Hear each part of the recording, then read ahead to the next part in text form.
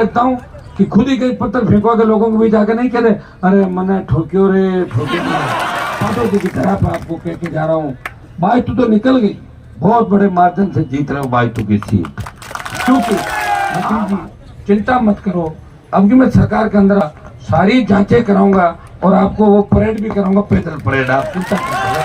अब मुझे आपने राज्य की मदद भी क्यों करी, मेरे दोस्त है उमेश जी के सामने 3rd नंबर रह गए थे, मुझे खुद को बहुत पीड़ा है। पाटोदी की तरह आपको कह के जा रहा हूँ भाई तू तो निकल गई, बहुत बड़े मार्जिन से जीत रहे हो भाई तू की सीट। क्योंकि आम आदमी वोट डालेगा और जैसे ही आचार संहिता लगेगी तब मंत्री जी को गांव में जाने से डर लगेगा, पुलिस साथ नहीं जाएगी। अभी तो पुलिस डर लग रहा है, आचार संहिता और मंत्री जी की रखवाली तो मुझे करनी पड़ रही खुद को ही। मैं सोचूं कि मंत्री जी का किसी ने घेराव कर दिया, मेरे पत्थर फेंकवाए, जैसे अगर और किसी ने भाई दाव को बीजेपी वाला फेंकवाते तो बदनामी किसकी होगी, मेरी। इसलिए मैं ध्यान रखता हूँ कि खुद ही कहीं पत्थर फेंकवा के लोगों को भी जाकर नहीं कहते अरे मने ठोक्यो रे ठोक्यो भाई तू बढ़ गया, तो बढ़ गया, अपराध बढ़ गया, अपराधी बेखौफ घूम रहे भाई तू के अंदर। आप मुझे बताएं मेरे को बात की और चिंता रहती है, अरे ध्यान रखना पत्थर मत फेंकना, वो पत्थर खुद ही फेंक के ऐसा काम कर सकता है, ध्यान भी रखना कोई पत्थर फेंके भी नहीं, जैसे ही निकले निकाल दो धीरे धीरे। कितना ध्यान रखता हूँ बताओ मुझे, मेरा ध्यान तो ईश्वर रखता। उस समय कितनी बड़ी घटना हुई, अगर हमारे बच्चे आमने सामने लड़ लेते मर जाते, कलंक किसके लगता, मेरे कलंक लगाना चाहते थे कौन, मुख्यमंत्री। आपका मंत्री उनकी टूल बना, इनके कंधे पे बंदूक रख के वो हनुमान बेनीवाल और किसान के बेटों का शिकार करना चाहते थे। लेकिन पॉलिटिक्स को किया, फूट गए, से वालों को आपको दंड मिलता है, वो दंड अभी बाकी है, मिल जाएगा, उसकी चिंता आप क्यों करो, चिंता मैं खुद कर रहा हूँ। अभी तो अपना मैं इतनी चिंता कर रहा हूँ कि मंत्री जी का कोई विरोध कहीं नहीं करे, हाँ तो खुद भी करा सकता है, वो खुद भी करा कह रहे अरे मेरे को RLP वालों ने ये किया रे वो किया। जब आदमी लास्ट में होता है ना कि थक हार जाता है, जब उसे लगता है कि मैं हार रहा हूँ, वो बावड़ा हो जाता है, बावड़े होने की बातें करने लग जाता है, पत्थर फेंकना शुरू हो जाता है सड़कों के ऊपर। ये स्थिति मुझे बाई तू करना नजर आ रही है। आज मैं एड देख रहा था, एड में क्या लिखा कि वो भूमि हस्तांतरण करने का एवज में शुल्क देने के, कितना के एवज में शुल्क होगा बताओ मुझे, कितना 2 लाख 3 लाख 5 लाख कितना बड़ा एड। अरे हर कोई काम करता भाई, तो 2-5 लाख की अगर बातें बताओगे तो राजस्थान में विकास तो खेमसर में इतना हुआ है, सरकार इतनी डरती है मेरे से, उनको पता है अगर हनुमान जी के काम नहीं करेंगे पता नहीं किसको कहाँ जाके हरा देंगे, ये तो डर है ही मेरा राजस्थान के अंदर।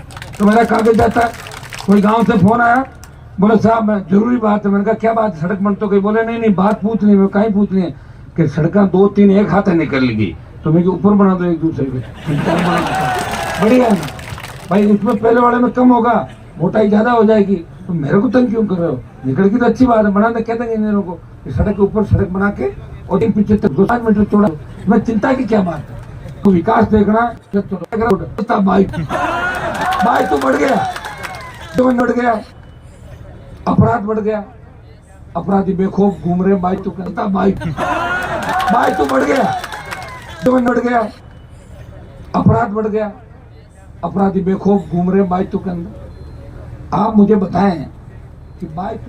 बताएं कि बाईतू के किसान के बेटे का पुलिस एनकाउंटर करती है। मैं चाहता था कि उस बच्चे को, उसके परिवार को न्याय मिले और मंत्री जी वहां पहुंच जाते हैं, कहते RLP वालों के चक्कर में नहीं आना। मेरी बात हो गई राहुल गांधी से, CM का भी नाम दिया सीधा, और राहुल गांधी से बात हो गई, इतने करोड़ का इतनी नौकरी में कर दो, सारे बात हुई। अगर RLP वहां रहती तो परिवार और दूसरे लोग सहमत नहीं हो तो बीच में जबरदस्ती एंट्री थोड़ी कर सकते भाई, परिवार को सहमत करना जरूरी होता है। और पुलिस वालों को भी सलाखों के पीछे डलवाता मैं, जिन्होंने गलत तरीके से एनकाउंटर किया था। ओम प्रकाश का एनकाउंटर किया, वो कहानी मेरे समझ में आ गई, वो करना चाहता, हाथ खड़ा किया और पीछे से गोली मारी, जो हाथ खड़ा किया उसके हाथ में लगी, और जो बैठा था उसके यहाँ गोली लगी। तो सीधा सा फर्जी एनकाउंटर था, वो इसलिए फर्जी था, फर्जी एनकाउंटर करने वालों के हाथ पांव फूल गए थे, वो इधर उधर से प्रयास करे थे कि हनुमान जी की सेना वहां नहीं आ जाए। मेरी सेना तो तैयार खड़ी थी, बैठे थे लोग बात, लेकिन बीच में मंत्री जी आ गए, सेटलमेंट करा दिया जैसी उनकी आदत। अभी बीच में तो चली तुम्हें पता नहीं, मंत्री जी बीजेपी की ओर जा रहे थे बीच में, जैसे हमारे वाली ज्योति गई, देखो जैसे ज्योति गई तो ज्योति ने कहा कि मैं अकेले नहीं आऊंगी, मैं 6-7 को साथ लाऊंगी, बाड़मेर से भी लाऊंगी, क्योंकि इनको भी, ये भी ईडी के रडार पे है। पंजाब से जो पैसा वसूल के लाए थे, पैसा कहीं रखा हुआ है, पैसा खुद के पास तो है नहीं, छापा रखा, उनको पन किया, परेशान करते मंत्री जी परेशान हो गए। कोई बड़ी बात नहीं कि चुनाव से पहले झंडा बदल जाए और विधानसभा सीट भी बदल जाए और लोकसभा के अंदर कैंडिडेट हो जाए, बाद में विधानसभा तो लड़ेंगे और सीधा इधर उधर हो जाए 50-60 किलोमीटर, कोई पता नहीं चलता। राजनीति के अंदर मेरा पता है कि मैं आरएलपी का झंडा लेके आपके बीच हूँ। आरएलपी पार्टी तमाम जगह चुनाव लड़ेगी और हनुमान बेनीवाल जो कथनी और करनी के अंदर जिसका अंतर, जो कथनी करनी जिसकी एक है, मैं चाहता मैं कभी का मंत्री बन जाता, 2003 में बन जाता। मुझे खाली वसुंधरा के पास जाके यस मैडम ही तो कहना था, क्या कहना था बताओ मुझे। गहलोत को पॉलिटिकल पापा कहने वाले, बीच में नाराज, फिर राजी, ऐसे जितने भी लोग हैं राजस्थान के अंदर कहेंगे हनुमान जी हेलीकॉप्टर कहाँ से ला रहे हैं, हेलीकॉप्टर किराए ला रहा हूँ और कहाँ से, कोई थोड़ी ला रहा हूँ, किराया कौन दे रहा है, ये लोग दे रहे हैं नहीं दे रहे। अभी इतने सारी हजारों की तादाद में आप आए हो, मैंने कोई गाड़ियां थोड़ी लगाई थी, अपने आप आए नहीं खुद की गाड़ियों से, तो ऐसे ही चल रहा हूँ मैं तो लगातार। 20 साल हो गई। अगर मैं आपके मंत्री जी की तरह व्यापार करता, भारतमाला पूरी मंत्री जी ने अपने कृषि से बना दी और अभी टूट गई, वो मजे आपने ले ली है। अब की बार आपका पाला हनुमान बेनीवाल से पड़ा है, और अगर मेरी बात नहीं मानो तो बीजेपी के उन बड़े नेताओं से पूछ लो जिनकी तूती बोलती थी, मैं उनके पीछे पड़ा और जेल की सलाखों के अंदर डलवाया, बाद में जमानत पर छूट गए, मैं नहीं कह सकता, वो तो कोर्ट है जमानत ले ले किसी की भी, लेकिन जिसका पीछा किया इनमें तारे दिखाए। मुझे अच्छी तरह याद है पथराव के बाद समय किन पे पथराव हुआ था, कौन क्या था, बाद में समीकरण चेंज हो गए, सर अकेला ही लड़ रहा था। भाइयों सरकार उसे इतना बड़ा टेढ़ा कहने को तो लोग ये कहते हैं हनुमान बेनीवाल कांग्रेस पार्टी से मिला हुआ, कोई कहते बीजेपी से मिला हुआ। अगर मैं कांग्रेस से मिला हुआ होता तो आपके मंत्री जी तो वैभव गहलोत का प्रचार कर रहे थे गली गली, उस समय हनुमान बेनीवाल बीजेपी के वोट की अपील कर रहा था और गहलोत के बेटे को जोधपुर के अंदर जाके हराया। मिला हुआ तो कैसे हराता बताओ मुझे, ठीक है ना।